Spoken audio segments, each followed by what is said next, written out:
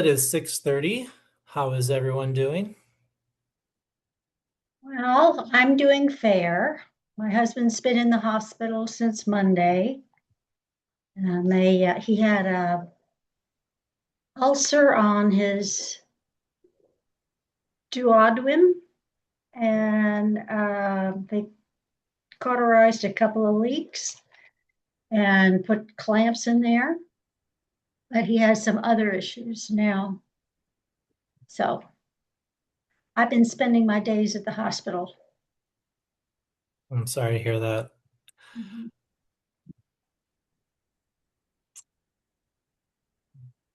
Well, I did get a text from Ben Lopez from Maggie's campaign. It said she'll be here at 6:30. Um, and so I guess while we wait for them to sign in, um, do we want to chat about other issues?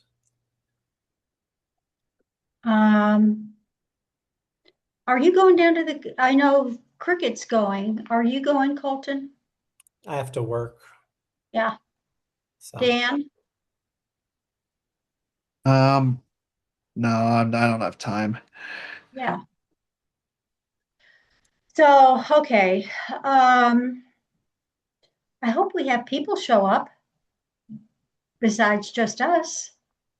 I sent out about 20 email invitations, but And I sent a mass invitation to my ward, and there's about 400 names there. So I don't know if anybody decided to go forward. And I did talk to Matt, and he said he was going to join. Now, yesterday, EJC had quite a crew. Um, I was watching it. The two governor candidates, the one lieutenant governor candidate, Maggie wasn't there. The three land commissioners and the three secretary of states, and Matt was there. So it was a pretty good crowd. It was a two oh and a half wow. hour Zoom. Didn't end until 9 o'clock. wow. How did Harold do? Great. Oh, and there were some people saying, I wish he was running for governor. He did, he was phenomenal. Gave a wonderful presentation. Uh, I mean, he's an environmentalist and he advocates for those issues. So the Environmental Justice Caucus, just is like they were losing their mind. They were thinking he was so wonderful, but he really is good. So he did well. Well, I do see someone signing in. Hello. Hello, Madam Secretary. Hey. Hi. Adjust my Well, lighting. yeah, I'm Sorry, the go same ahead. way. I'm like, it's a little dark. There we go. That's probably better. Yeah. Well, good Hi, evening. Scotty. Good evening. Um, be, bef Before we get started, I do want to ask a fun question for Maggie. Are you caught up on A Night of the Seven Kingdoms? I have only watched the first episode so far, so I need Okay. to watch the rest of it. Okay. It's I've been a little busy, so understandably, behind on my understandably I'm behind on my yeah uh on George the R. R. Martin stories. stuff. But Yeah. I'll get caught up But and we can talk. okay, cool. So, well, we hope we have some more people sign in. Right now, I just want to go ahead and, I mean, we all know who you are, but I'll just introduce former Bernalillo County Clerk and current Secretary of State and candidate for Lieutenant Governor, Ms. Maggie Toulouse Oliver, welcome. Thank you, Colton, and thanks, Adelante Caucus. I'm sorry because I know I missed your original forum several weeks ago, almost a month ago, over a month ago. I had the flu. I'm sure someone told you all that. So I apologize, but thank you for making time for me today. And I'm looking forward to seeing a lot of you at the convention in Ruidoso on Saturday. Obviously, I'm Maggie Toulouse Oliver, Secretary of State, and it's been an absolute honor to serve as your Secretary of State for almost the last 10 years now. I kind of always kind of start with this story, which is that as I was nearing the end of my term as Secretary of State, I was thinking about what I was going to do next, and I was really planning to kind of go back into more of, my background is in academia and in teaching and consulting. And so I was kind of looking at that. But I'll tell you what, as soon as the current resident in the White House came back into office last year, and particularly, the renewed attacks that he has made, just utter assaults on everything that we hold dear, particularly voting in our democracy, which, as you know, is what I work on every single day. I thought, man, this is not the time to hang up my spurs and take a break. If anything, this is the time to double down and keep doing the really important work, because here in New Mexico, we have come so far, but I think we all know where our challenges still lie, right? We have challenges with poverty, we have challenges with education, we have challenges with healthcare in general and behavioral health in particular. We have challenges with regard to a living wage and making sure that every worker in the state has paid family and medical leave, right? All of these things we're not there yet.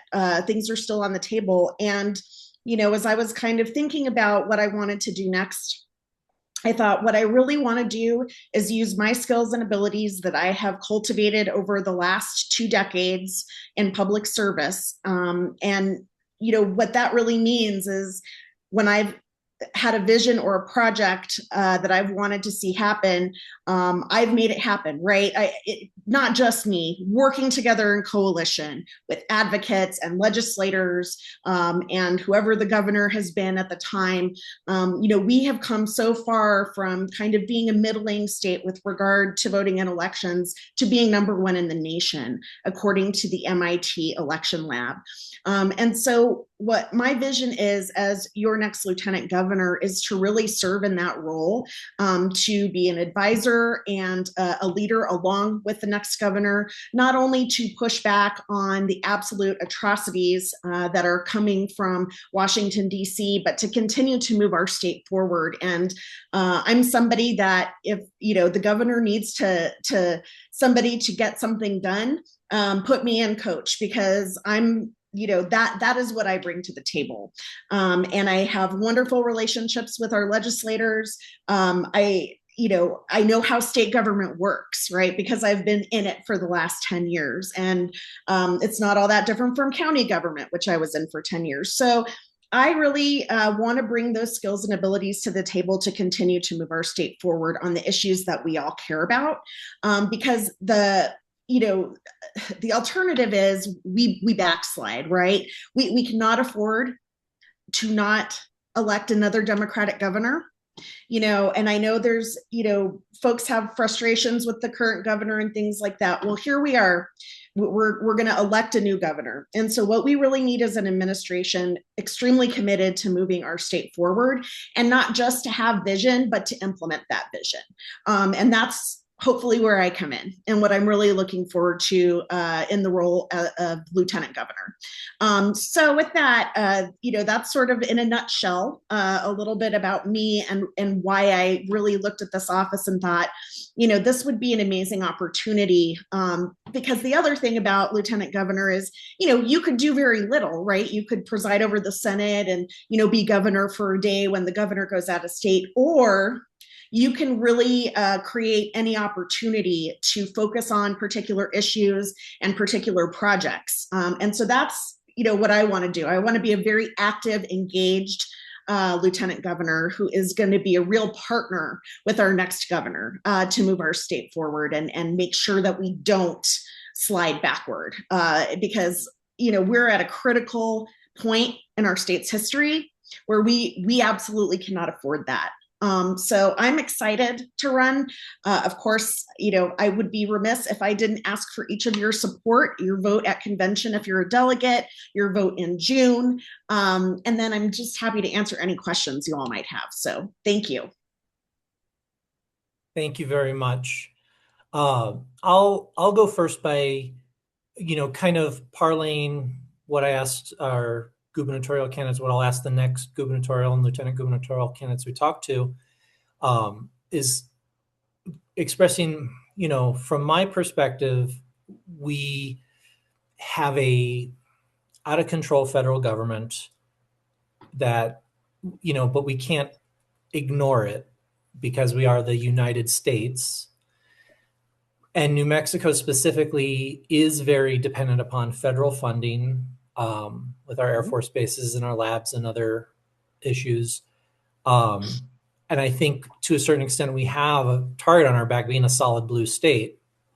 What could the next governor and lieutenant governor help do to, kind of like, and specifically like ideas of what we can do to kind of bolster our ability to resist the federal government from being too overbearing, but at the same time protect ourselves economically and socially, and making sure that certain laws we pass don't get nullified by some federal executive order. Right. It's a really good question, and I think it is something that we need to think about. And it goes hand in hand with the reality that in New Mexico, first of all, two things. Number one, there is a general perception that we're like a poor state. And we are a poor state in the sense that too many people live below the poverty line and don't earn a living wage, right? And we have people working 2-3 jobs that aren't earning enough in today's economy to be able to support themselves and their families. And we have a personal debt crisis that is out of control, right? So first and foremost, that is real, but we are not a poor state in the sense that we are sitting on one of the largest sovereign wealth funds in the entire world, $60 billion. And yes, we have started to tap that fund in terms of the distribution, not the capital, a little bit here and there to pay for things like universal childcare and pre-K for all, and to ensure that any student who wants to go to college can get their tuition paid for. But the key to that, the reality is that so much of the money in that fund has come from the extraction industry, from oil and gas extraction. So the reality is, as a state, we're extremely reliant upon that funding. What I want to do is, I've seen a lot of the extraction industry companies, first of all, kind of rebranding themselves in a good way as energy companies, right? So in other words, we're not just oil and gas. We recognize that there are incredible renewable resource opportunities here in New Mexico. Over time, the ability to implement those, such as solar, wind, geothermal, the cost has started to go down as more and more of this renewable development and the technology around it is emerging. So continuing to work with those companies, because the reality is, we may be pumping, billions of barrels out of the Permian Basin, but eventually there will be no more dead dinosaurs in the earth. And so as a state, what we do to help those companies transition and to really build out and diversify how they create energy, especially in a renewable way, is really important, because that is a huge key to diversifying our economy more generally. And the more that we can do that, and the more that we can invest and create opportunities for companies to come to New Mexico, to bring families to New Mexico, to bring resources and opportunity, and to generate revenue for the state, the more we are in a better position to resist the kinds of things that the federal, when the federal government threatens you with, we're not going to pay for Medicaid anymore, that we are in a position to be able to backstop that, right? And the legislature actually, passed a bill to do that, at least temporarily, until the federal government, decided, okay, we're not going to do that anymore. I am a progressive. I have been a progressive my entire life, but I also recognize the importance of diversifying and expanding our economy for the sake of lifting up, lifting up everybody. I don't want to do that, though, with call centers and more coal-fired power plants, right? I want to do it with things that are good for our state and good for its people. Thank you. Scotty, would you like to go next? Sure. I have about 3 or 4 questions, so I'll just ask one at a time, one, and then we can move on. Maggie, you said that you wanted to partner with the governor and you wanted to deal with issues and projects. What are those issues and projects that are important to you that would help New Mexico? Sure. Well, I have a lot right now, and I'm sure eventually, we're going to have to go okay, let's prioritize and let's figure out what is first. Obviously, I won't be the governor. I will be the lieutenant governor. And so it's going to be really important to make sure that I'm aligned with the vision of the next administration. But that being said, I'll tell you some issues that are really important to me that I would like to personally tackle. Number one, I would like to personally tackle, this sort of economic diversification thing, in general. And it's something that has been discussed quite a bit. We hear a lot of talk about it, right? That we need to diversify economically. What unfortunately I don't think we've seen is, we have this economic development department, and it just seems like it's pretty ineffective at this point. And so going in and figuring out, first of all, what's working well in economic development and what needs to change so that we are actually succeeding in bringing businesses and business projects to New Mexico. Secondly, I am as frustrated as I think everybody else is with the current status of our Children, Youth, and Families Department. I think it's clear that it has been failing New Mexico's children. We have kids who, we don't have enough foster families. We have kids who are literally living in an office complex in Albuquerque because we don't actually have any sort of real youth home for kids who are not currently with foster families or adopted. That is that. And then, not to mention, the incredible staff who come to CYFD, who are really committed to the mission of helping New Mexico's children. They get trained, they're dedicated, and they burn out so fast because of the emotional challenge that they face in doing that job. And we need to be paying them more, we need to be training them better, and we need to be providing mental well-being care for them in order to keep these trained, experienced individuals in these jobs, because it cannot continue to be a revolving door. Because then the reality is that we're constantly having new people come in, learning the ropes, and then the minute they learn the ropes, they burn out and they leave. So that's a big issue I want to tackle. And then I'll just mention one more in my long list, because I don't want to go on and on forever. But the third one, I actually have this vision for New Mexico as being a women's healthcare research hub. We can do it through UNM Health Sciences Center. The reality is that while there is a lot of healthcare research writ large, there's not a whole lot of research specifically for women's healthcare.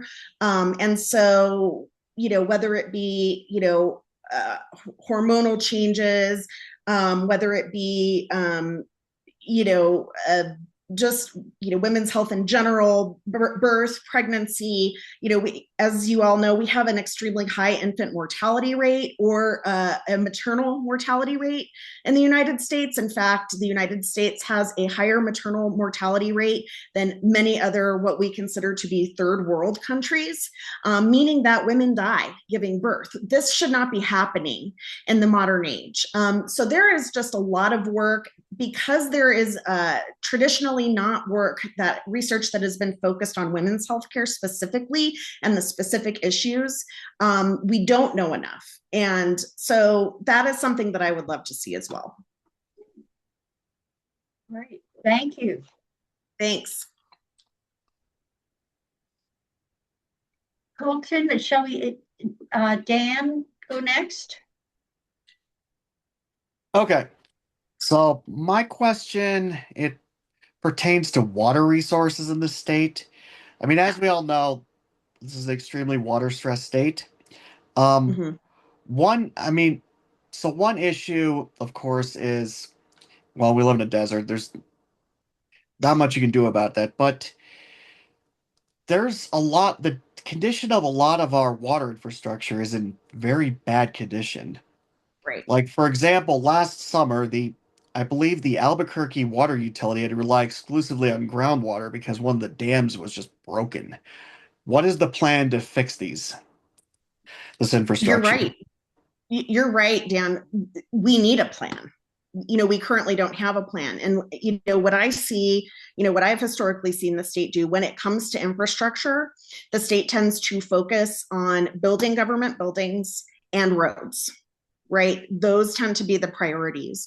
And we see, you know, whether it be the state engineer, whether it be the Interstate Stream Commission, you know, any of these entities that specifically have to do with our water resources, the water utilities themselves, we do not see them getting the funding that they need. And so, you know, what I think would be really meaningful to do is, you know, to take a huge chunk of the regular annual windfall that we have over the next couple of years, and, you know, kind of convene a sort of, you know, water summit, if you will, a water infrastructure summit, to come together and figure out, you know, what are the highest priority needs in terms of our infrastructure. Because you're right. I mean, at the end of the day, okay, we're a desert, and we have to grow thoughtfully and carefully. You know, the AI industry and the tech industry are huge water consumers. And so balancing, you know, the need to have these sort of jobs of the future along with our water resources is really important. But at the end of the day, it's kind of like, you know, what I always say about voting, which is, you know, I don't care what issue you know, whatever issue you deeply care about, it really starts at the ballot box. And to your point, when it comes to our very scarce and precious water resources, if we don't have proper infrastructure, we are wasting those resources, and we're not managing them properly. So that's what I'd like to see happen, and to really see the legislature and the next governor, and I along with them, make that a huge priority, because we're starting to run out of time here. Thanks for that good question. Thank you, Dan. Carol, would you like to go next? Sure, Colton. Hello, Maggie. I'm Carol, and I'm working with my daughter, Sophia. And Hi, Sophia. You're hiding behind my little column of people here. Yeah. Nice to see you. And I'm having her watch a little bit of this because she's learning about government right now in Awesome. school. So she was very much like, I was like explaining to her, like, Maggie's going to run for what would be the executive branch of the state. Yeah. And that sort of thing. But working with her and all that, I was a former educator. I left the profession in 2021. I know Yeah. there's a teaching shortage. Yep. I cannot get back into the system because there's a lot of bureaucracy, a lot of drama and things like that happening within districts. So I guess my question is I could repeat ad nauseum what everyone else knows about how New Mexico places on education, and there's studies showing that rating may not be accurate, especially on Lexile levels and that sort of thing. But Right. what is your vision or your idea? And I know it has to align with the governors, but I feel like so Yeah, much but of I can be education and loud and teacher, annoying. yeah, I feel like so much of the solutions for we're having problems retaining teachers is just like pay them more. But there's so much more It's more to than that that. issue than that. So, what is your vision for helping to support teachers, talking to PED, getting more communities' input into how education is managed in the state, and really supporting teachers and perhaps even looking at how administration from not just at the district level, but in the school level, how administrators can be better supports so that way they can support teachers better. I hope my question makes sense, but Yeah. yeah. Yes. So I think we've sort of seen in the last decade or so, well, really more the last 8 years because of, the current administration, we've seen two things really happen. First of all, we have, and actually this may even go back even farther, back to Richardson, but, we did significantly raise, base teacher pay and create the tiered system. So pay is important. And, we're already at a point you know, where that base teacher pay from 15 or whatever years ago is not cutting it anymore, right? I mean, we're all experiencing the reality of inflation.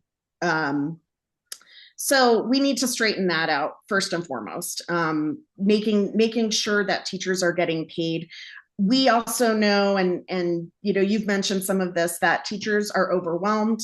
They're staying hours and hours after school or going in much earlier to have prep time, spending out of their own pockets for classroom needs. Administration in most school districts is extremely heavy.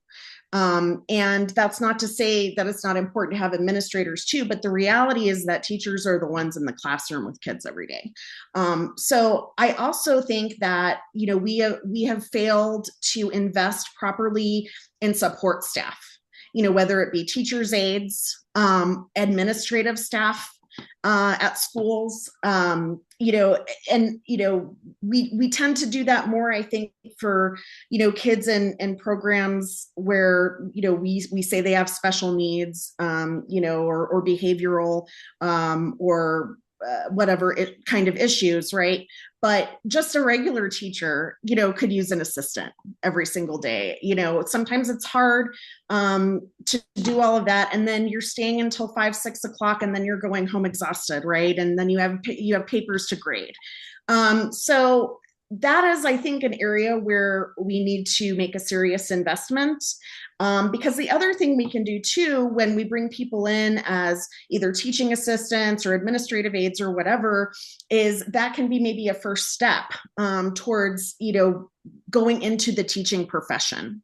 And then what I would also love to see is student loan assistance and or forgiveness for teachers and for assistants who are going to pursue a degree, a higher degree in education specifically. So I think those are always, again, it's not just money. Sometimes it comes down to, yes, we need to make the financial investment because we can't do all of these things without that. But it's not just writing a check, right? It's like, okay, what do you as educators in the classroom need to do your job to the best of your ability to be the best teacher possible for your kids? That's what it comes down to. It comes down to having those additional resources, human and otherwise. So that's, what I would be advocating for. I hope that answered your question. Yeah, and I mean, I could go on and on and on, I'm sure. like teacher evaluation systems, like the evaluation system that PD uses for teachers isn't the Danielson model was never really meant to be an evaluative tool, and I know it's used as an evaluative. I Right. mean, I could go on and on, but yeah, that it. Well, So Yeah. did don't get you me have any started on questions? how we collect data. And to your, just really quick, I want to hear Sophia's question, but to your point, Carol, the so how we collect data is problematic in a lot of different spheres, but especially in the education sphere. And then the other thing too is we need to, these sort of alternative, schools that are taking alternative approaches and educators within schools that are taking alternative approaches, whether it be classroom wide or with individual students. That is also really important too, because, you made a really good point. And I'm not going to get what you said exactly right, but to paraphrase, it's like different kids learn different ways. Right. So putting everyone, a cookie cutter, everyone is going to just learn this one way. We know for a fact that students are getting left behind because their brain doesn't work like that. Right. So, that's another, and the corollary to that is the teacher evaluations and data, right? Because you can't put what you do into a cookie cutter, like, check this box, scale of 1 to 5, whatever. So yeah. So Sophia, I'm sorry I interrupted. You were about to start, but what was your question? I don't have any questions, but Oh, okay. but my question was, how do cities and states use their own laws? I use the example, we got rid of Medicare, so the city's trying to get it back. Mm, She's talking about how the federal government's now they're not taking care of our Medicaid. So now the state's taking care of it. That's what I was right, trying to explain to exactly. her. So Yeah. And so many families, and I mean, we have families with people that, make actually pretty good money. But because the cost of healthcare is so out of control, because we have we have a system that is really more geared toward the health insurance industry rather than providers and patients. Um, the reality is that, programs like Medicaid are absolutely vital. And actually, Medicaid is pretty good health insurance compared to, the private sector health insurance. So, to your point, Sophia, the state needs to continue to invest in that because a huge number of New Mexicans are very reliant on Medicaid and absolutely have to have it.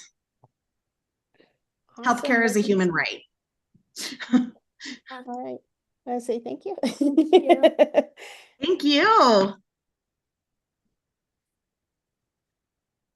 Let's see. Is Cricket still on the line? I Oh, saw yeah. her. There, Cricket, did you have a question? You're muted if you're.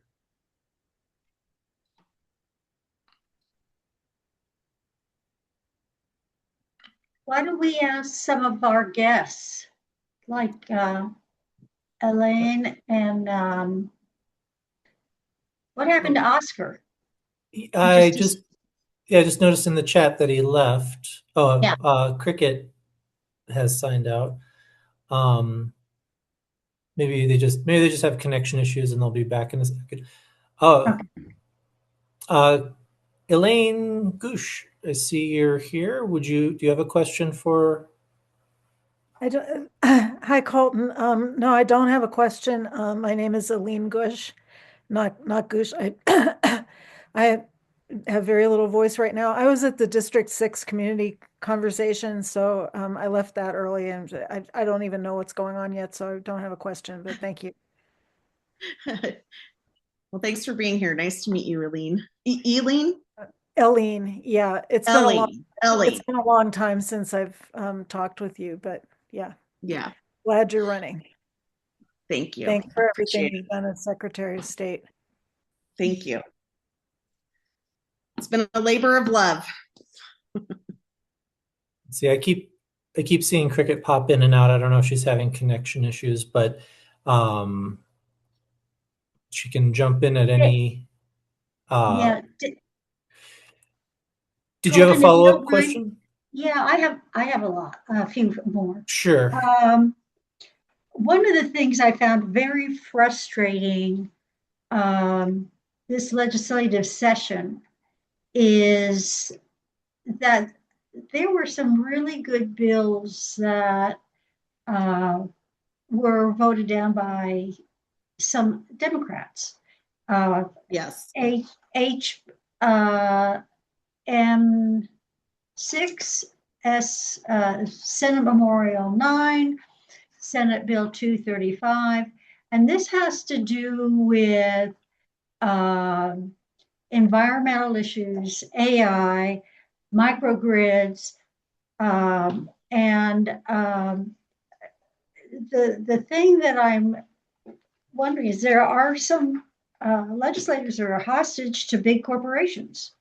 And what would you do as Lieutenant Governor and also presiding officer over the Senate to deal with issues that really should support all New Mexicans and not corporations? Right. Well, I think so. So two things. I am really looking forward to the role of president of the Senate because, I think too often people think, well, president of the Senate, they just preside and, make sure the meeting runs. But, in reality, if a president of the Senate wants to involve themselves in brokering deals around bills and deciding which bills get heard on the floor and which don't and things like that, president of the Senate has that ability. So first of all, I do intend to use the power of that position to work together with members of the legislature on issues like that. And I also, I don't know if folks know this very well, but from my point of view, as somebody who has to work with the legislature to get bills passed and things like that, I perceive right now a very negative relationship between the House and the Senate, particularly the majorities on both sides, which is ironic, right? Because you would think, well, we're all Democrats, right? And so, the House passes this, so the Senate, there are a lot of personal grudges at play.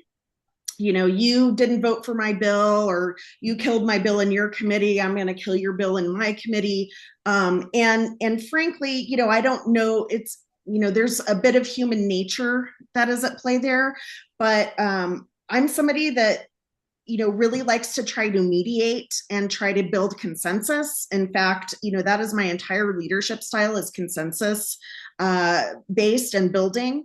And so I would hope that maybe I'd be in a position to utilize the relationships that I have in both chambers to try to broker more agreement and to try to get past some of these, whether it's a personal or a political grudge on either side, to get meaningful legislation passed. But to your point about corporations, this is why it is important to modernize our legislature. I have been a vocal supporter of, so first of all, there's going to be a constitutional amendment for paid legislators that's going to be on our ballot this fall. We really need that to pass. We need to build up the staff support for our legislators because often the reason why corporations have such a chokehold is because they cannot be subject matter experts on every issue. And often, I've been friends with such and such lobbyist, for 20 years, they're telling me to vote yes or vote no on this bill. I know maybe this much about it because I'm keeping track of all of my bills, to say nothing of, every other bill. And so there is a huge reliance on lobbyists. And I'm not, I'm not here saying we should get rid of all lobbyists and all lobbyists are corrupt. by no means is that true. In fact, we have a lot of lobbyists that work for, really important public issues that don't pertain necessarily to corporations, right? But that being said, the way we can start to balance out the influence of lobbyists and corporations in particular is to make sure that there's a lot more internal resources available to our legislators.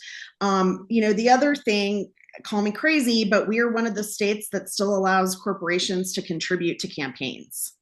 And while one may not necessarily lead to the other, there is certainly an appearance that if you're taking money from X corporation, you're going to vote their way on the issues, right?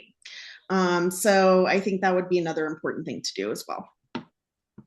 Oh, good. Thank you. Thank you. Uh-huh. Well, your campaign person tells me that you need to skedaddle soon. So I have to feed my child. He's still growing, so yeah. Otherwise, he'll just eat flamin' hot Cheetos for dinner, and that's probably not good. As an adult, I've chosen that a couple times, but I know. The kids don't get that option. It's okay if I do it. I just don't want him to do it. So would you like to make any final remarks? Well, I just, again, really appreciate the time with all of you. I know, I pretty much know all of you or have crossed paths, and me. I put my money where my mouth is. If I say, if you elect me, I'm going to do X, Y, and Z, I'm going to do it. And really the only reason I wouldn't is because if a court told me I can't. And I've had a pretty good streak with, pushing back against the Trump administration, implementing incredible policies, such as same-day voter registration, automatic voter registration, expanding access to the ballot box across the board. And those are all things that when I ran for Secretary of State, I said, look, this is what I'm going to do if you elect me Secretary of State. And so when I tell you, I'm looking forward to coming into this position to be a doer, and to really, again, be a partner with the next governor of the state to make sure that we don't just have vision, we have action. That is what you're going to get from me. And again, I would just really appreciate each and every one of your support. And again, looking forward to seeing those of you who will be in Ruidoso. And then, definitely as we continue on the campaign trail, and once again, ask for your support and your vote at convention and in June. So thank you very much. Thanks to all of you.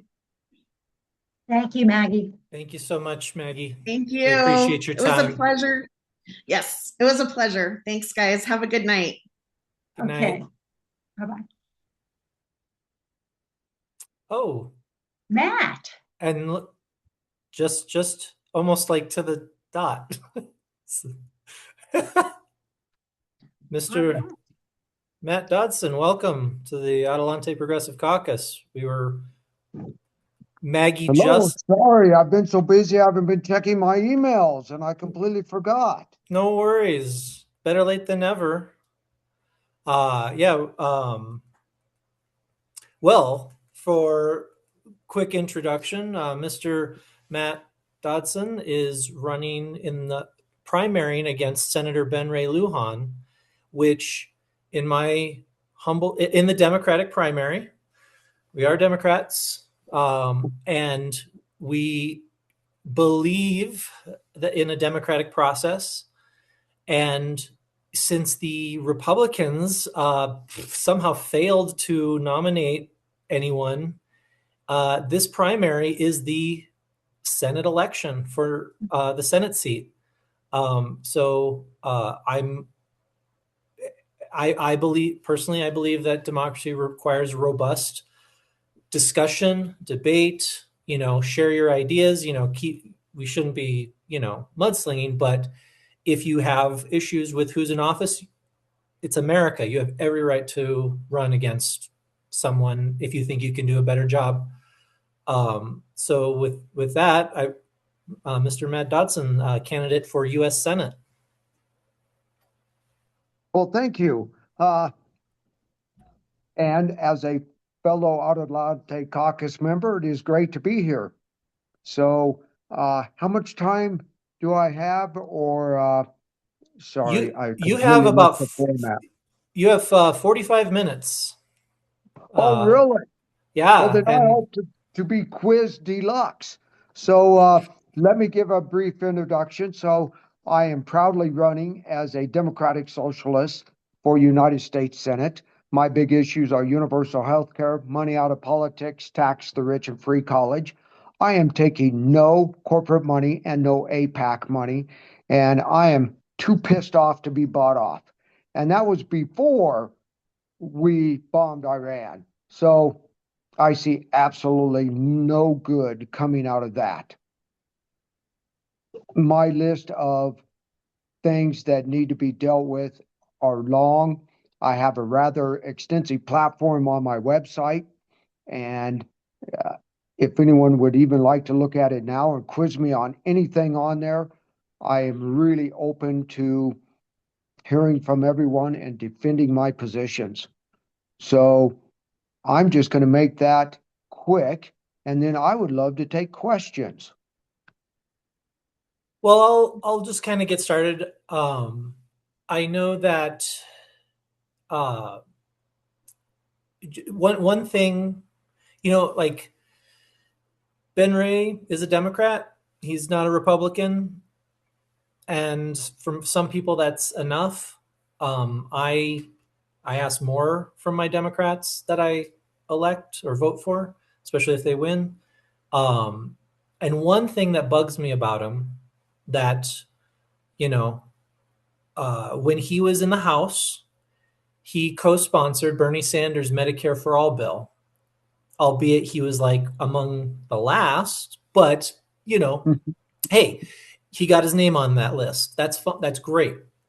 He gets into the Senate, and I haven't seen a word about universal health care.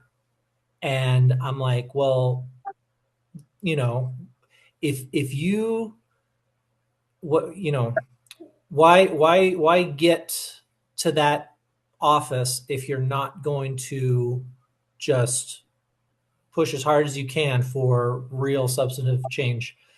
And so, I'm inclined, you know, to support anyone that wants to push for universal health care. But what are some of your concerns with his 5 years so far that pushed you to decide to run against him? Well, actually, he's been in an office 16 years now, so I'll even go back to his House days because there was a very strong bill, House Bill 676, still remember the name of it. And he was up here in Farmington at one of the Democratic Party meetings, and I quizzed him as to why he hadn't signed on to it yet. And he gave the reason, well, it didn't include, bringing in the VA and the Indian Health Services and et cetera, et cetera. So, well, that's really a very simple thing to do. But what he did instead was he went and formed his own bill. Well, there are thousands of bills introduced every session, and adding another one to it instead, the proper way to have done it would have been to have gone to the next committee it was in front of and then amended it so that it dealt with the VA and IHS and stuff like that. So really introducing his own bill just muddied the waters. So that was incredibly disappointing. And now, well, you said he was one of the last people to sign on to Bernie's Medicare for All, and I didn't know that. But my plan is to have people to reach out. Over 60,000 Americans die every year due to lack of health insurance. Well, I want to hear their stories. So I would get on the Senate floor and read one of those stories of someone who lost a loved one and how, due to not having universal health care. So we need to make this personal. We need to get it done. It is disgusting and shameful that we don't have it and that many people die every year due to lack of health care. So that's only one of the issues that just needs to be dealt with. And other things where I really differ from my opponent is, as a matter of fact, none of our 5 members in DC can call the absolutely atrocious, ongoing, 2.5 year long genocide in Gaza genocide. By damn, I can. And I know they all take AIPAC money. I know that they all witnessed what AIPAC did to a couple members of the squad 2 years ago. They took out 2 members of the squad and they spent $10 million in several races and they were successful at taking out people. Well, really, when the purpose of doing that is to silence people, that's terrorism. So they committed terrorism and they effectively control our country. I mean, we just went to war for them, essentially. So the genocide needs to be called a genocide. Everyone involved needs to be prosecuted for it.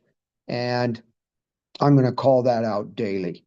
One thing that I was real disappointed on, and matter of fact, both of our senators voted for Donald Trump's cryptocurrency bill. They should be going after him for emoluments, making money off of the presidency. And instead, they just made it 1,000 times easier for him to make emoluments, including making money from foreign countries, which can easily affect our foreign affairs. And that just cannot continue. So my list just keeps going on. But sorry, being on the telephone, I am not set up where I can see questions or anything or comments. Well, we're going to start with the just executive board. So next would be Vice Chair Scotty. Do you have a question for Mr. Dodson? Yes, I do. Hi, Matt. Hello, Scotty. Go if you would go next to Dan. I have a call from my husband I need to take, so I'll be right back. Okay. Thank you.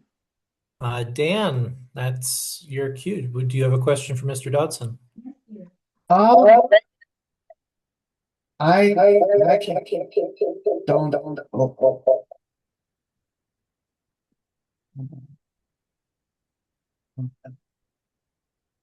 Stand by. Technical difficulties. Okay, I'm back. All right, I'm back too. Okay. Yeah, sorry, my Go ahead, other Dan. computer Go got ahead, Dan. updated. Okay, basically, I actually asked Maggie Toulouse Oliver similar question. So we have some issues with, obviously, with water in the state. A lot of the water infrastructure is owned by the federal government. So broadly, as someone working for the federal government, how would you fix this? Because, like, for example, the dams are in such bad shape that the Albuquerque water utility had to rely exclusively on groundwater last summer. Yes, well, this is an incredibly complicated topic. From the big picture, to begin with, when we divided up water rights, all of the western states got together and came up with more water rights than even existed at the time. And now that water flows are even lower than normal, that just cannot continue. And they left out Mexico. So, like, a lot of our water flows to Mexico or the Gulf of Mexico, or that's wrong, the Gulf of California. And,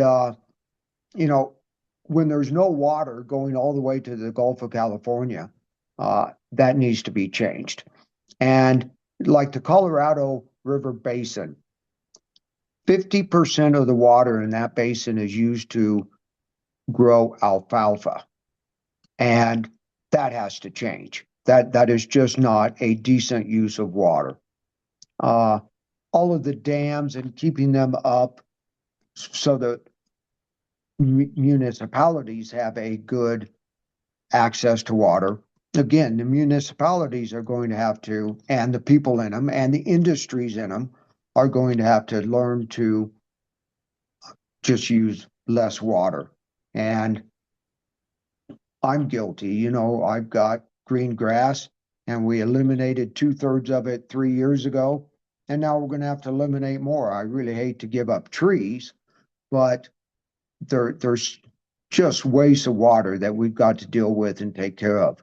Now, the dams, sorry, I'm not familiar enough with the state of the dams upriver of Albuquerque. I'm definitely familiar with the San Juan River and the Animas River. Now, the Animas River has no dams. The San Juan River has, uh, the dam, right? Geez, I'm slipping the name of the dam. That's horrible. Navajo Lake. So, and then again, the consumption of water by NAPI, Navajo Agricultural Products Industry, that's got to be done so much better also. Even though they have technically unlimited access to the water due to treaties, due to Supreme Court cases, that water's got to be used far better and far more responsibly. And I would even, instead of just using pivot irrigation, let individuals do plots of land and grow more orchards. And down by the river where you actually have much better land instead of up on NAPI. So there's so much we can do to improve our water usage. Now, sorry, I am not familiar enough with central and southern New Mexico water. So I've really got to look into that. I'm so sorry. I have rafted, the box, and just below Abiquiu and several of those. But so fill me in. Can you tell me a little bit more about the shape of the dam that Albuquerque was not able to get water from last year? I believe it's the Alvado Dam. I could be wrong. I think it's basically we're getting water from Abiquiu Lake and then it gets put in the Rio Grande. Then we pull it out from the Rio Grande. I mean, there might be a tunnel in there somewhere. I'm pretty sure this stuff's related to San Juan Chama drinking water project, which opened in 2008, if I remember right.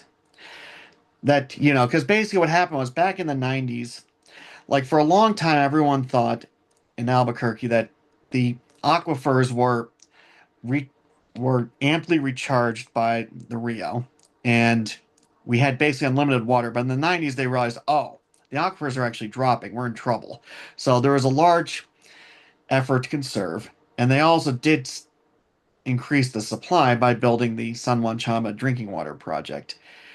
I believe that cannot operate effectively now because one of the dams that supplies it, is broken. I'm not sure who owns it. I thought it was the Bureau of Reclamation, but I might be wrong. But I think some of these dams in general are owned by the state. Some of them are owned by the feds. So there's just a lot of, and there's some ownership issues, and there's even for the state-owned dams, we're kind of hoping to get some grants to pay for the repairs. So Okay, that's a lot well, of the nuance here. It's just broadly, a lot of dams are broken or in bad shape. Some of them belong to the Fed, some of them belong to us. The ones that the feds obviously should be responsible for the ones they own. The ones we have, we would like to get some grant money to fix them. Um, and just in general, it's just that's kind of another sticky issue besides just water management is our water infrastructure is not working correctly. It's just a lot of it's broken and falling apart. okay, well, I'm a member of the New Mexico Acequias Association. So uh, they're a great resource. So sorry, I have dealt with it a lot up here in northwest New Mexico, but not throughout New Mexico. So, but the American Paradise, and then any citizen has to fill me in on it. Need a lot of money spent on this. And so, and another thing to look at, I believe we have an enormous crash coming up. And just like FDR did, we need to use a lot of federal funds, and infrastructure is an investment. So repairing this infrastructure, building new infrastructure is a great way to put people to work. So perhaps that is something to keep in mind for repairing a lot of the dams, the water infrastructure, and there's so much else. So what they even looked at big time after 2008, the crash of '08, were shovel-ready projects. And the cities that had like fiber optic ready, I mean, already planned, they got the grants to get it done. So if we can do that with the water infrastructure, that'd be fabulous. So people have to know what needs done. So that'd be a great thing to spend money on and put people to work on repairing. There's a pitfall, of course. Like, this was less so with some of the stuff around the crash of '08, but more like the Build Back Better and Inflation Reduction Act. Like, as you may have famously heard, there was a whole bunch of money set out for EV chargers, and they built five of them. There needs to be pushback against all the lobbyists and business interests that get in the way and say and make the stuff impossible to build. Otherwise, you get like the abundance bros saying, "Oh, the government can't do anything. We have to leave this to the private sector." When the reality is that the private sector was the one who made it impossible to get this stuff done in the first place. So that's something that we all need to watch out for. Well, and that's a big one with me, where utilities and infrastructure like that are natural monopolies, they need to be owned by us, period. Just like this Blackstone thing trying to take over P&M. I've said several times now, and I mean it, that this needs to be publicly owned. So anytime a utility comes up for sale or commits major fraud, I would let the city, county, or state have right of first refusal to buy those utilities and then provide federal loans if necessary to purchase those. So you're correct. We've got to get it out of private hands. And the other thing, going back to the water, we need to come up with the ability to restrict all of the data centers coming in here. So I just heard on the EJC caucus meeting last night that they have 11 more planned to come in. So, and they're enormous uses of both energy and water. So that's got to be restricted.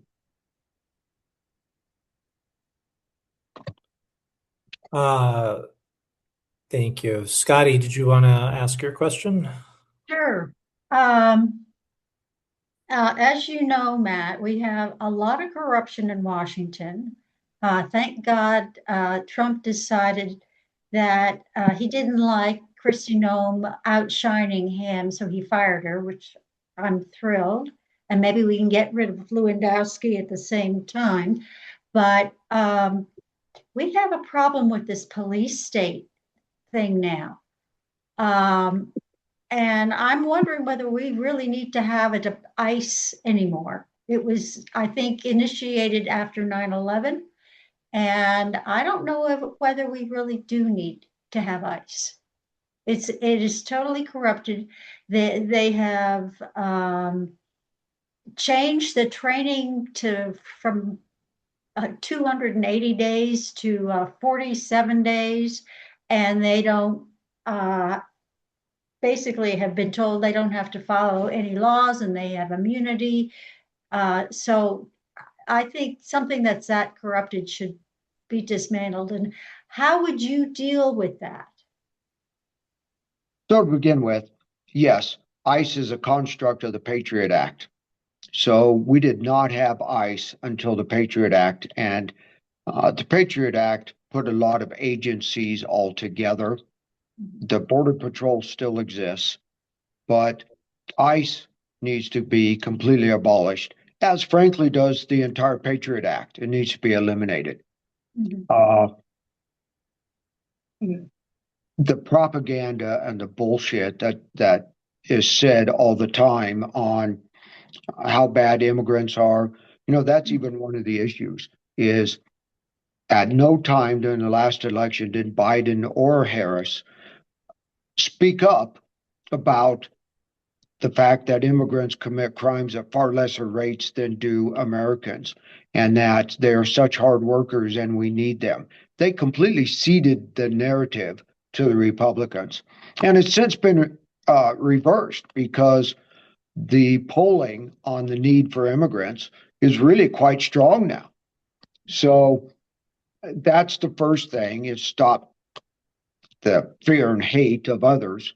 And I can tell you for fact, because my stepson was picked up by Obama's ICE, and for a marijuana possession charge that he had at the age of 17, he got picked up at the age of 35 as a single parent, and it took 3 months to get him out of a shithole tent city in Texas, get him before a judge.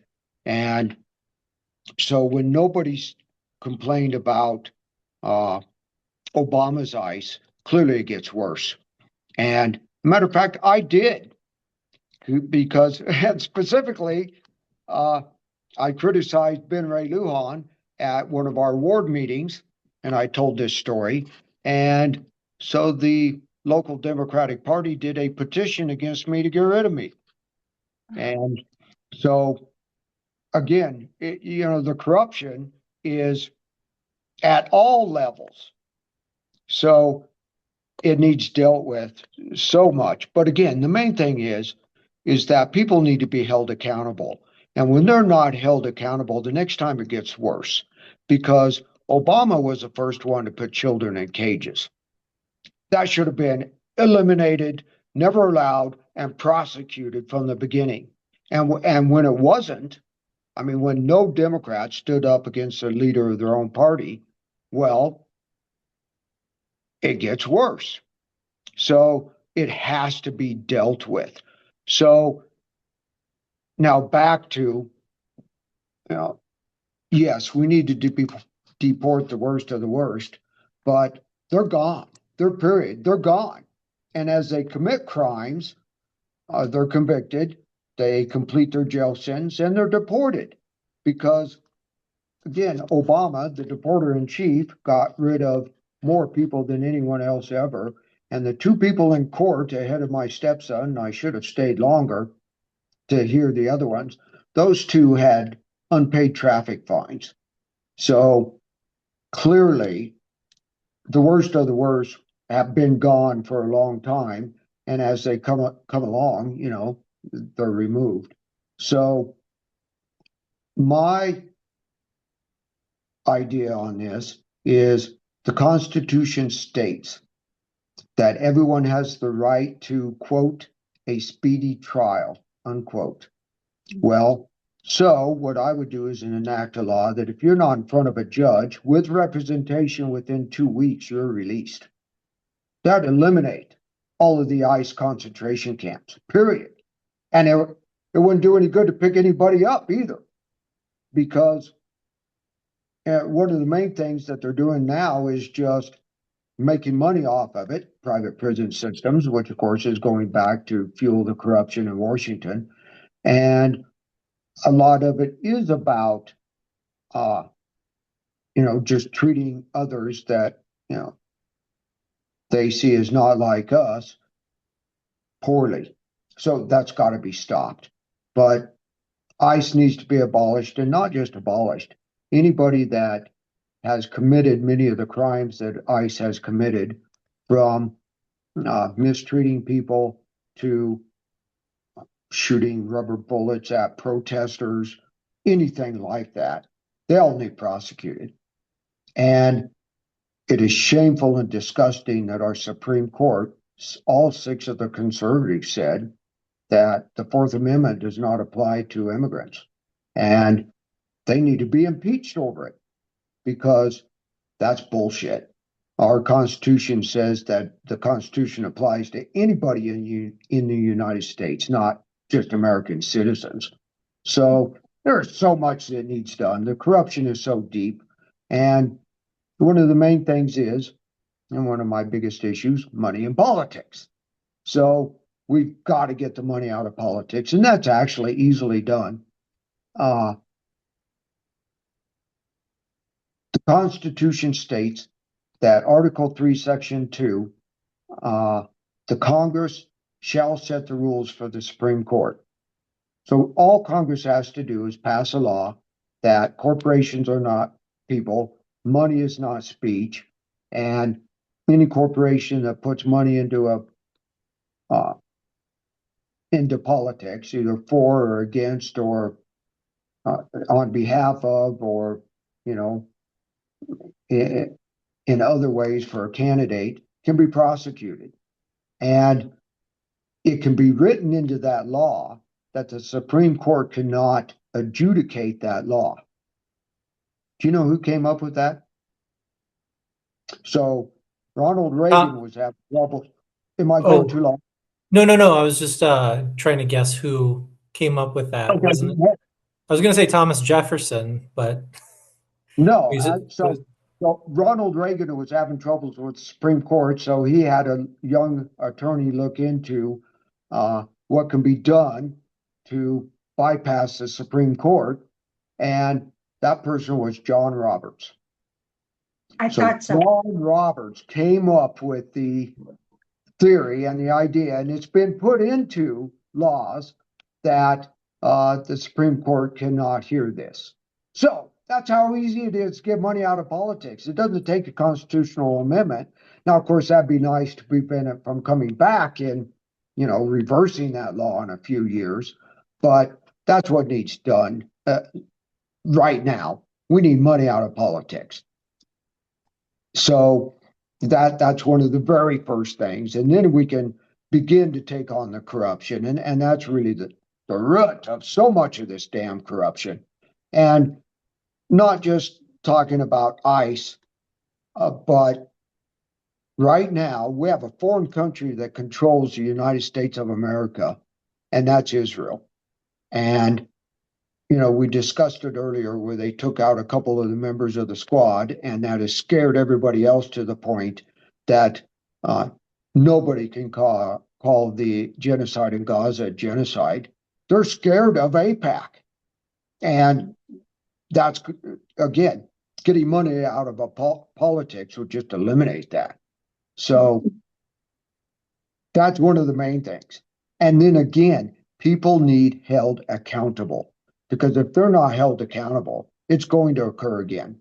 And every time it occurs again, it's worse. So does that answer your question, Scotty? Yep. Thank you. Carol, do you have a question? Yeah, I do. Thank you. I spoke with you just about an hour or so ago before you called me. You called me and asked for a vote. I was like, yeah. Oh, really? Yes, absolutely. Yeah. My question is about Section 230 of the 1996 Communications Decency Bill. Don't know what your thoughts are about it. There's talks of reforming it or perhaps repealing it. This section is kind of the linchpin of holding social media companies accountable for the content people post on it. So, kind of wanted to know what your thoughts were about what to do with this rather antiquated section of U.S. law. Well, to begin with, we need free speech, period. So we cannot make it to the point that free speech is overly hindered. But when the internet was first set up, actually each browser was responsible. They were actually liable for what was on there. So they had people that were really combing stuff, and it was for highly illegal stuff anyway. Hate speech, saying to kill the president or whatever. See what I mean? So some of that can be really reduced without hampering free speech too much. But then that's also assuming that you have somebody good as president that isn't abusing it. So now that we have such an abuser of any law, that making somebody liable for that, oh man, that would, then they're, when they call Antifa a terrorist organization, see how they can just shut anybody off? So that's where now we really have to be careful to make internet companies liable for speech on them. One of my ideas is we need a .xxx for porn.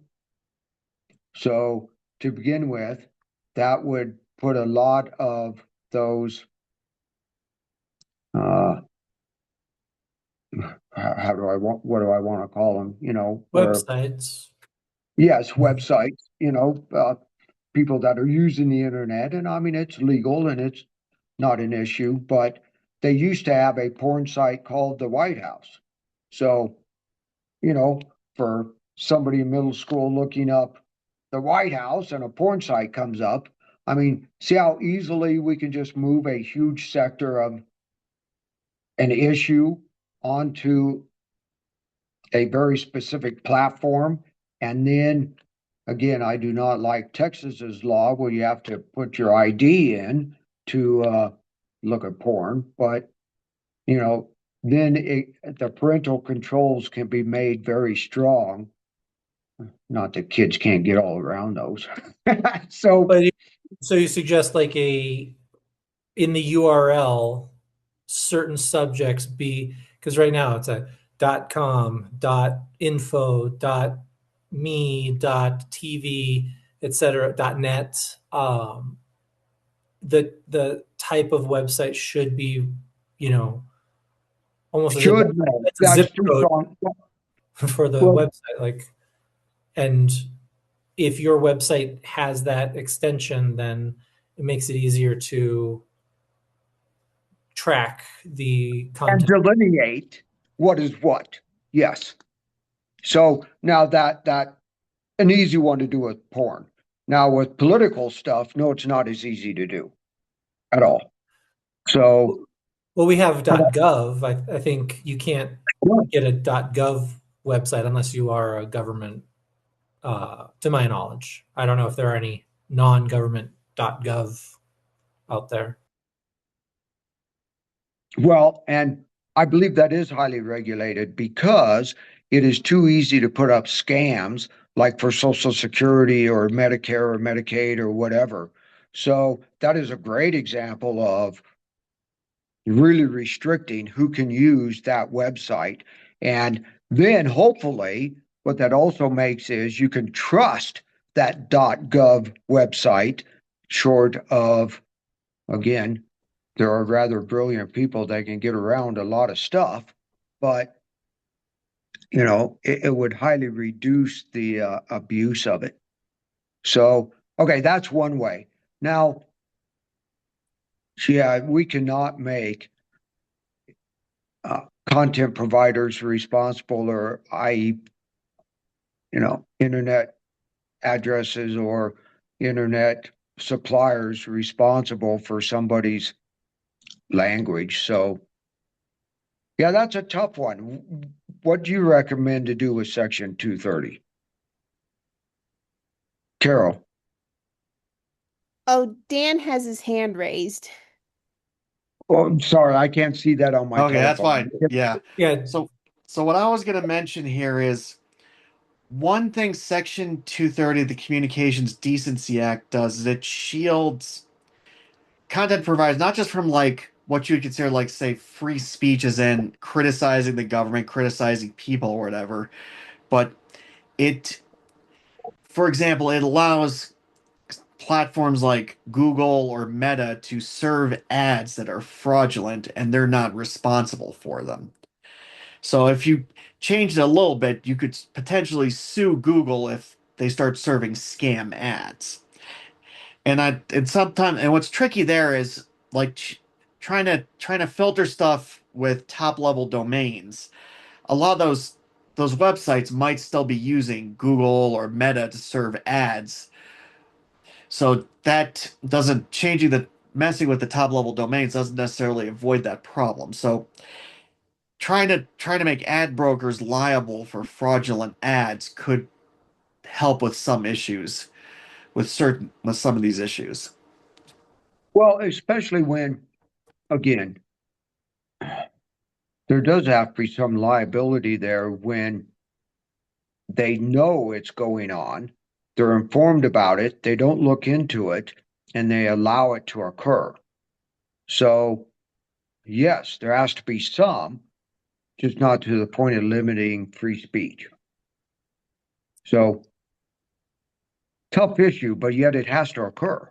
I mean, one example cited is these guys are pretty good at blocking what might be a hint of copyrighted content because they can get in trouble for hosting copyrighted content.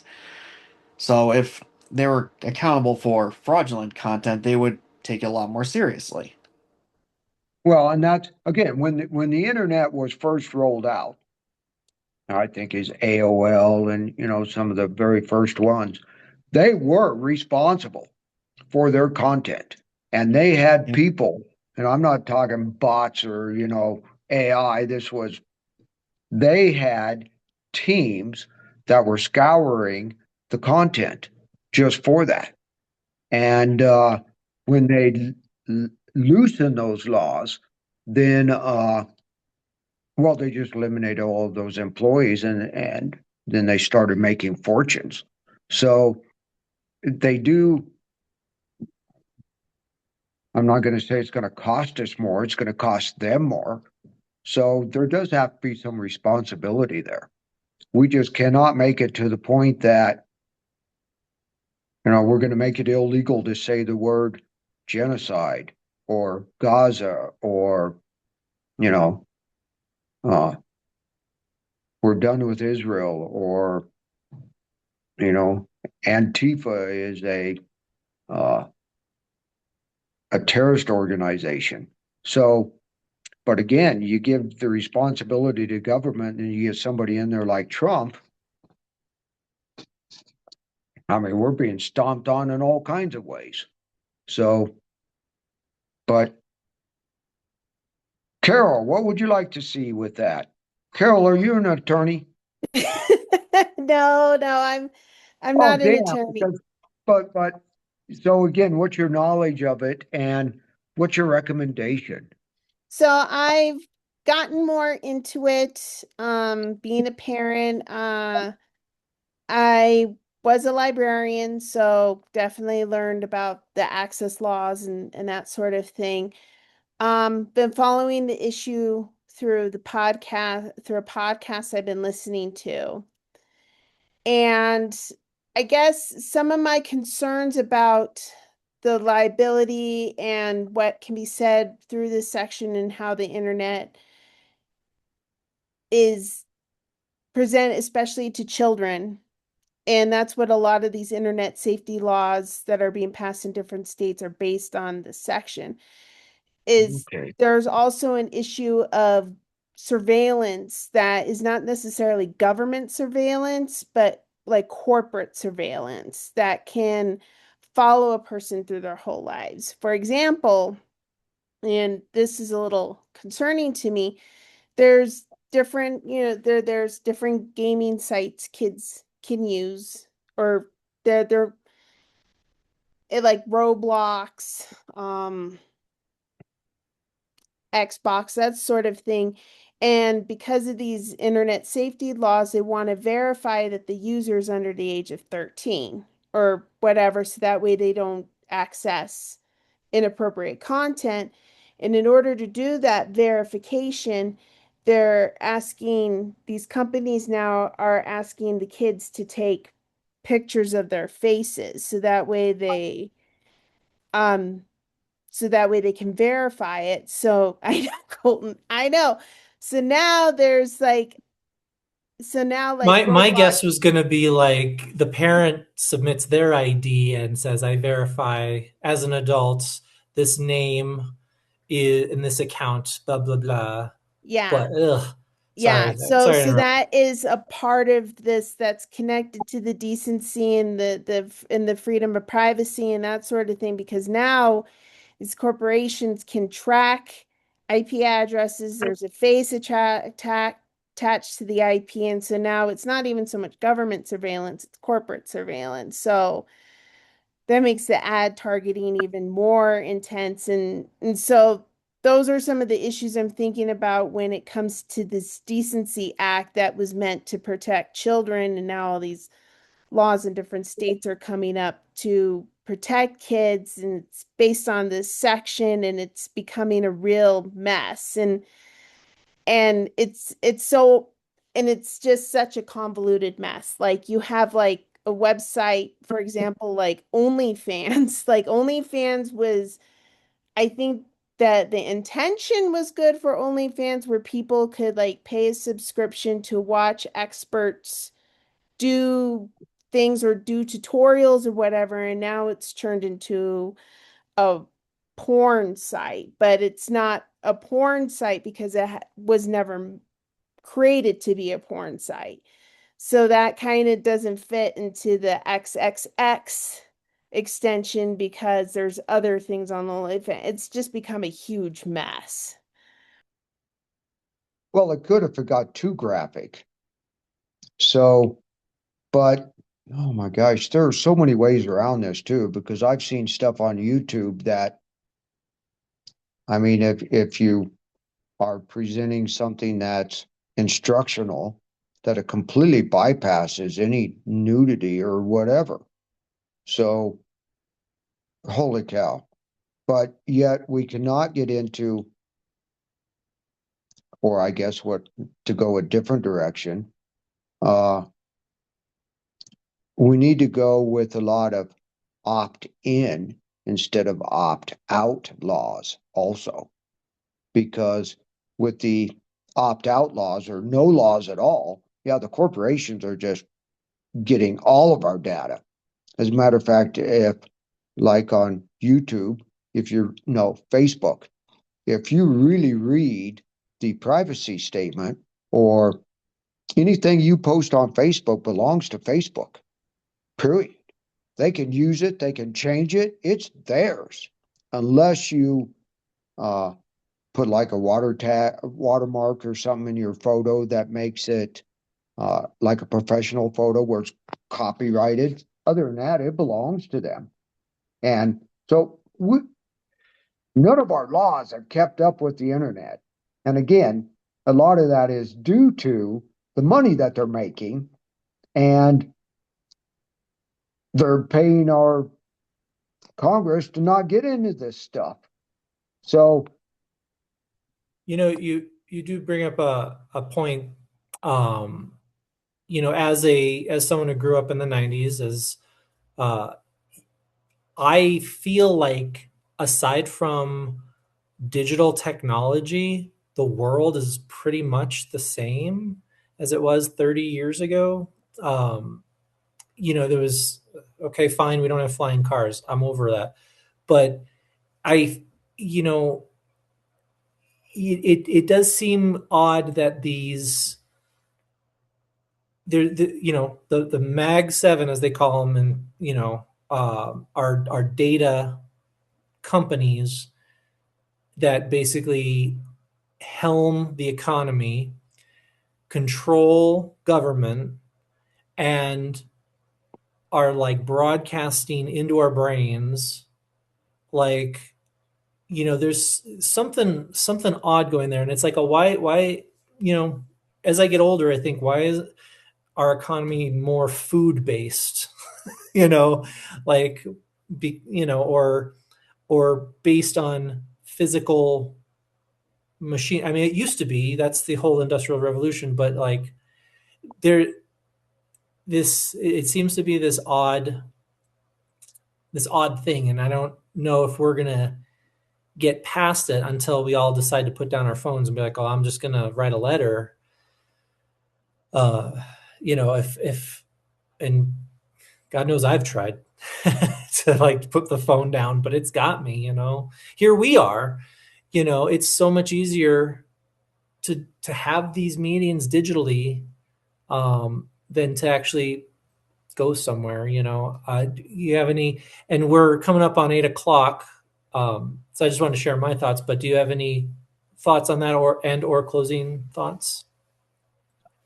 Geez. So we need to come up with a lot of commissions to do some serious looking into this and bring out what the public wants, what is best. We're not going to solve everything, but when we're not even looking into it and we're just allowing the profit motive to run free reign, I think that's one of our worst things. So we've got to really, Jiminy, just get the corporations out of so much of this stuff. And even a lot of the internet companies need to be started to be treated like utilities instead of just for profit. Let's make as much money off of this as possible. And then you get into AI that is now, encouraging people to commit suicide. It's literally occurred. We're not regulating AI enough. And then AI is getting to the point that it can think on its own and defend itself, and we're not regulating it. And all the movies I grew up with in the 80s were about robots taking over and eliminating people. And here we are now with the capability to do it, and the government's silent because of the corruption. So it's all about the corruption. It's all about the greed. We just got to get money out of politics. We've got to rein in the greed. We've got to tax the wealthy to the point that we need to come up with what we consider enough. And it damn sure is not $1 billion, much less hundreds of billions. And I'm not even so sure that a maximum net worth shouldn't be under 100 million. So, wow, we have a lot of serious issues that, again, due to the money and politics and the greed, we're not dealing with. And even the AI is just so scary. Yeah. That, well, and we don't know, I mean, of course, with any new technology, we don't know where it's going to go. And in general, we shouldn't be, it's hard to balance that not being afraid of technology, but at the same time, yeah, if government isn't nimble enough to respond to a changing world, then they're, and even if we needed to, rewrite the Constitution to address that changing world, people should be able to facilitate that in some way and not be so. The fear is misplaced. Like, for example, I can easily see your campaign triggering a fear in people like, no, because what if Ben Raid loses? It's like, well, he's not gonna, there's that fear of the unknown. Oh no, we can't let another, like a Republican get, it's like, well, that's not a case here. So, but in general, it's like, you can't challenge the incumbents because we're afraid of what the difference will be. So we just have the same people in office forever. But those people have demonstrated that they don't have the ability to address the issues. So how do we, I would like to think that one of the things we try to do at Adelante is try to point people in that, like, just step out of line occasionally and see things from a different perspective. Try to, but with that, it is 8:03. Would you like the last word, sir? Oh, we just have so much to deal with that. I mean, like, again, getting back to the opt-in thing instead of the opt-out, or sometimes aren't even the opt-out abilities. And that definitely needs to be there. We need to protect our privacy. One of the scariest things, and again, the Supreme Court has allowed it, that if you have a lock on your telephone that has to be mechanically done, like a sequence of numbers or whatever, then whatever's on your telephone is protected. However, if it is your fingerprint or your face or your iris, that police officer, allowed by the Supreme Court, can just take your finger, put it on your telephone, and unlock it. So we have got to get back to that, true privacy that, frankly, our framers wanted, and it is in the Constitution, because we have more info on our telephones and computers than anybody ever had in their journal or anything else. So that really needs to be locked up and not allowed to be spread and not owned by corporations. And holy cow, is there a lot to do. And the people in office right now, again, the money and politics and the greed, they're not up to it, and they don't want to be up to it. So yes, we need change.